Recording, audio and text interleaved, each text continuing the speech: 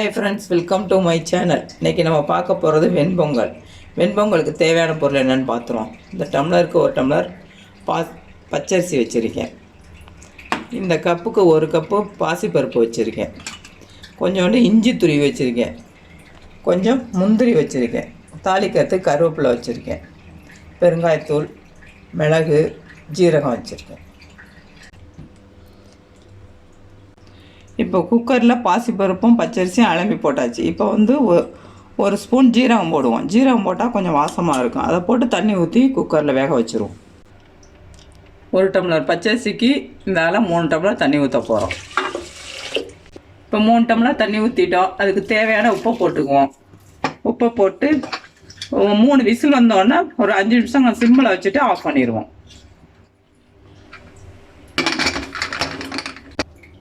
இப்போ பொங்கலுக்கு 3 விசில் வச்சேன். இப்போ 5 நிமிஷம் ஆயிடுச்சு. இப்போ திறந்து பார்ப்போம்.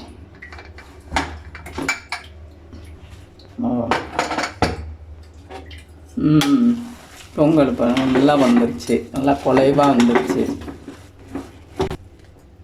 இப்போ தாளிச்சிருவோம். இப்போ சட்டி சூடாயிடுச்சு. ஒரு ஸ்பூன் நெய் விட்டுருவோம். கொஞ்சம் ஆயில் விட்டுக்குவோம். எண்ணெய் நல்லா சூடாயிடுச்சு. இப்போ 2 ஸ்பூன் மிளகு போடுவோம். மிளகு நுணுக்கியும் போடலாம், இப்படியும் போடாது. இப்போ பொரிஞ்சோடனே 2 ஸ்பூன் ஜீரகம் போடுவோம். நல்லா பொரியட்டும். பொரிஞ்சதுக்கப்புறம் 2 ஸ்பூன் ஜீரகம் போடுவோம்.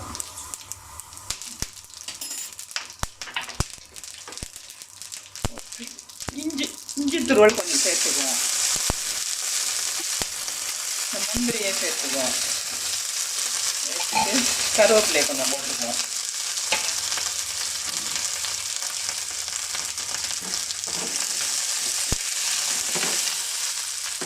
இதில் கொஞ்சம் பெருங்காயத்தூள் போட்டுவோம். போட்டு கேஸ் ஆஃப் பண்ணிடுவோம். இப்போ தாளிச்சதாக பொங்கலில் சேர்த்துருவோம். நம்ம கொஞ்சம் பொங்கல் வைக்கும் போதே கொஞ்சம் தளதளன்னு வைக்கணும். ரொம்ப திக்காக வச்சோம்னா ஒரு 10 நிமிஷம் கழிச்சு வச்சா கெட்டி ஆயிரும். அதனால கொஞ்சம் தளதளவாக தான் வைக்கணும்.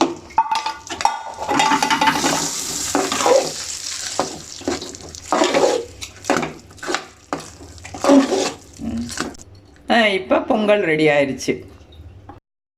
இப்போ வெண்பொங்கல் ரெடி ஆயிடுச்சு. அதுக்கு தேங்காய் சட்னியும் டிஃபன் சாம்பாரோட சாப்பிட்டா ரொம்ப டேஸ்ட்டாக இருக்கும். Thank you. Tell me pretty lies, look me in the face, tell me that you love me, even if it's fake.